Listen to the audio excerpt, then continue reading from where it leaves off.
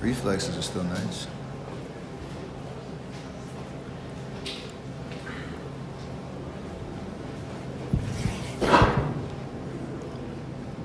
Steph, we saw you share a moment pregame with James, just with what he accomplished yesterday. What can you say about the career that he's had and all the battles you guys have had, and the fact that you guys now know that class of 1 and 2 on the list? Yeah, it's special for sure. I know it's probably something he's looked forward to. Just none of us came in the league thinking that was going to be on the horizon. You just give everything to the game, and he's had an unbelievable run. We've had a lot of battles, like you said, but just the fact that he's now, second on the list in front of two greats that we both respect is pretty special. So we'll see how far we both can push it. I know, we got a lot left in the tank, but it is pretty cool that two, was he a third pick and I was 7 from '09 class? It's pretty special. And then this is obviously your first time here in this building. I know you had something to do with the popcorn, but the building itself, what was that experience like for the first time? It was first class, great experience. The wall was cool, messing around with those fans.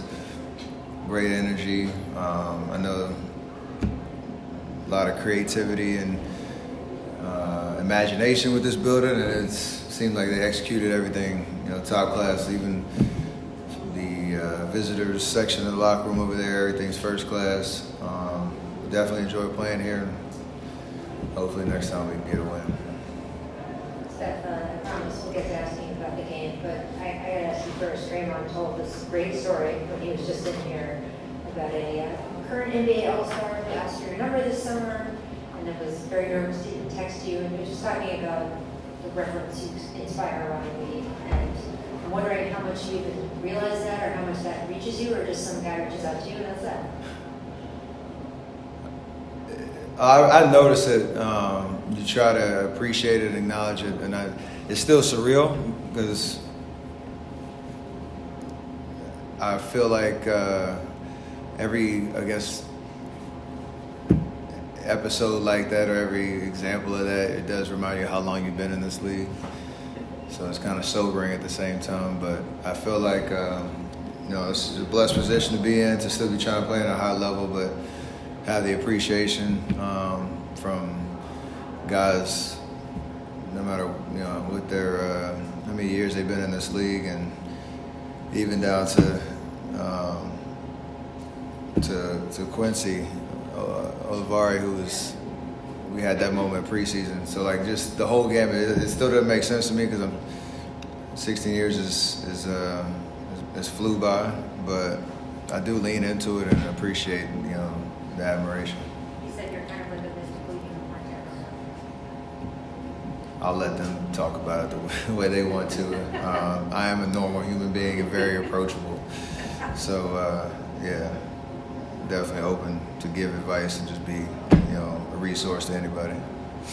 Thanks, Steph. Today, you guys came in at number 1 seed. You guys had a slow start. Steve Curry, you guys lost in the first half.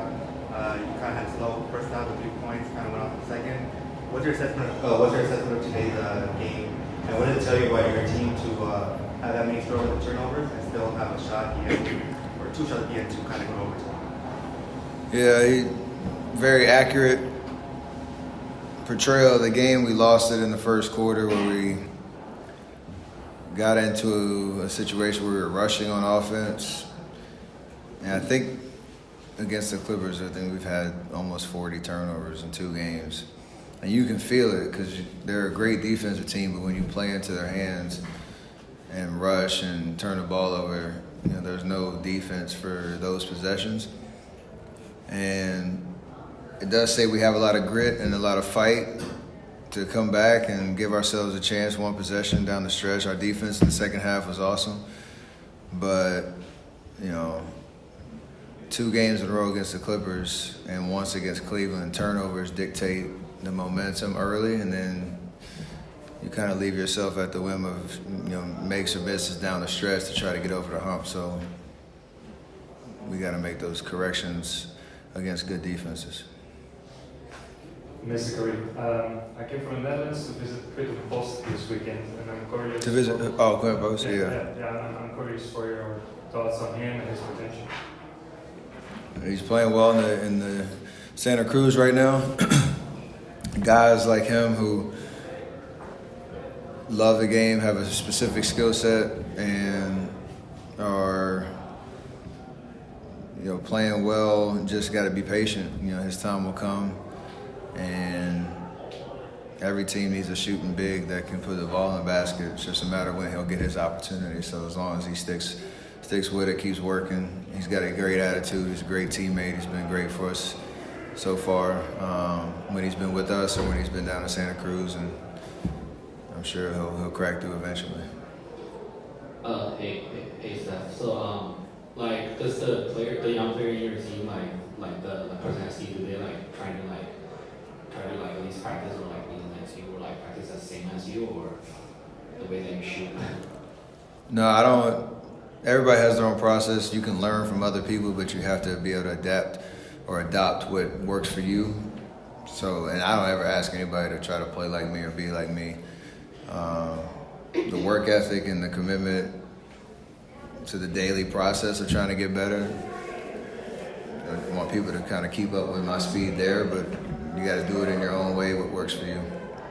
Steph, does being coachable, making others feel coachable, is that a decision that you made how you want to carry yourself as a superstar? And if so, who did you see model that? And who did you want to emulate, just kind of how you handle yourself? I feel like it's how I want to carry myself as a human being and a person. It doesn't matter what my status or stature is. I don't ever feed into that. And as the profile or whatever the status has grown, I don't ever want to change. Understand I got to do things differently because of the attention you get and all that, but it doesn't change how I approach life as a human being on or off the court. So I try to be consistent with that for sure, and don't let the spotlight or basketball or the praise that you get change who you are. Things can change very quickly. How much of an issue has it been in terms of free throws? I mean, you went to the league 30 tonight. How much of a topic is that? It's a talk, but I guess it's a glaring issue that we need to correct. And however, it's not like we're going to just spend an hour of practice and everybody's going to shoot free throws. It's what you do pre-practice, post-practice to get your confidence right. So it is correctable. That's a good thing. And we understand that the details do matter. Like if you get maybe 5 more, it changes the game. So get your work in. Does a loss like tonight where it cost you maybe help get that message across? I don't think it was strictly free throws. I mean, you can look at the math of it, but it was 19 turnovers that dictate the pace of the game. Maybe free throws bite into your confidence in the rest of the game because it distracts you from leaving easy points on the line. But I didn't get there tonight, so I couldn't help. All right, thanks, Steph. The last 2 games, I know we missed 13 or 14 of them, so it is an issue that we got to correct. Steve Kerr earlier said that he felt like you guys lost the game in the first half. What's your assessment of the game today? Yeah, it set a tone. We turned the ball over way through. I think we had 12 or 13 turnovers in the first half, and they had at halftime 23 points off those turnovers. So you hold a team of 102 points, give up 31 points off turnovers. Defense was pretty good. But you can't defend those turnovers. Like I said, I was awful, so that's on me. Draymond, what's your impression of Clippers defense? They're scrappy. They try to speed you up. And in the second half, we did a good job of staying composed, getting them what we wanted to get to. First half, we played it right into their hands. What does it say about this team that you turned it over 19 times and missed 10 free throws and still had a couple shots to send it to overtime at the end? We know we're a really good team, so we feel like we can win every game. let's just say we lost because we sucked at those things, and it starts with me. Bit of a time. I'm from the Netherlands and spent a bit of time. Oh, I love the Netherlands. Great place. Okay, great. But Quinton told me this weekend that he has quite a lot of conversations with you to try to learn from you. How do you think of him? What impression does he make? He can really shoot the ball really well, but defensively, I think he really understands position. He really sees the court well. When you have bigs defensively that see the court well, gives you an advantage. He has great size, great verticality. His lateral movement is way better than I think anyone thought it would be coming out, which is probably why he went 50, whatever he went. And so, because I think that was viewed as like that would be a problem. And, from the time that he's been with us, it doesn't look to be an issue at all. And so, very cerebral player. I think he'll do really well in this league, being able to shoot the ball how he can shoot and having the IQ that he has. And then he's thirsty for information. He come up to me and ask me a million questions. And, as a veteran, you really appreciate and want to pour into guys like that. I was someone who would ask a million questions, and I always talk about how much of an impact Andrew Bogut had on me as far as a defender, not being a defender. His impact on my game was huge. Just the things he taught me, how to cat and mouse, how to guard pick and rolls, how to guard the post. He was huge in my development. Speaking, calling out everything. I learned a lot of that from Andrew Bogut, and so just always try to get that game back. And like I said, when you have a guy who's just searching for that information, you want to give more. Hey, Draymond. Steph's always Steph, but in light of all the roster changes, summer, what has he done early on to help guide the team? Just be Steph. Obviously playing the game that he plays, not playing, being as great as he is on the basketball court, but then also what you tend to realize when new people come to this team is like, or even, not even guys come to this team, you end up realizing that like guys in the league look at him as like this mythical superhero. I had a very prominent basketball player in the NBA, like all-star, hit me this summer, and he wanted to talk to Steph. And it was like a whole thing. He's like, yo, so I want to talk to Steph. You give me his number. I'm never going to just give someone a number. So I immediately hit Steph like, yo, such and such wants your number. Absolutely, give it to him. He then proceeded to, so I want to ask him this. How do I ask him? And I want to do this. How should I? And I'm like, yo, just ask him. Like, what do you mean, how do you ask? Like, he's like, well, I just don't want to come. Like, bro, just ask him the question. And you start to see that, like, with more and more guys. And it's not always just, like, young guys, And so when people come to this team, their first reaction is, and I don't know what these stars are like around the league, but their first reaction is like, man, he act like that, or like, he cool with you doing this, or you're like, yeah, like, you mean, is he cool with you doing? And so I'm not sure what these stars around the league like are doing to these like different guys around the league, but they almost be timid. And then you realize like he's just like, oh, go ahead, like, oh, whatever. Like you gonna ask him say a thing like, why are you asking me that? And so just that demeanor.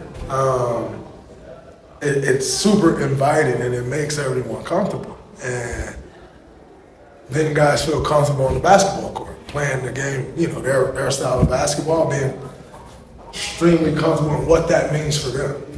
And, that's always helpful when you got a star, a mega star like that, just like, oh yeah, it's cool, like, go ahead.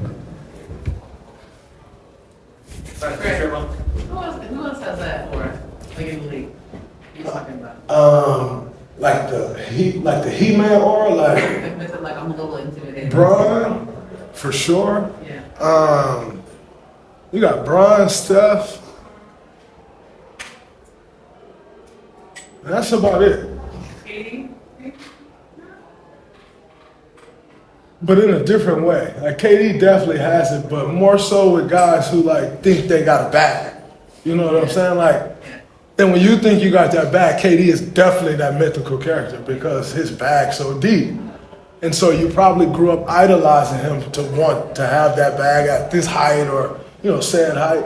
And so I think it's with KD is looked at as a little different, but KD also walk around like, I'm just another guy on the block, like in sweats and, he just kind of cruise around and so he doesn't necessarily give you that just by the way he carries himself. It's almost like I said, it's just the bro next door. It's the kind of the vibe KD gives me. He on Twitter, he doing this, and so you feel like closer to him because of just the way he goes about things. But I think guys definitely look at him like that. When you think you can score the basketball, he does it better, as good as better than anyone. So I think it's just a little different though, because he just give you the bro next door vibes. I think that automatically make everybody else comfortable, which then also makes people disrespectful. Because they think like, oh, you the bro next door. No, I'm not. Kevin Durant. And so I think he's just a little different way than those two. Can you be the screener for either the Bron too? Can I? People come at you, they say, how do we get a hold of Bron too? No, you can't get a hold of Bron.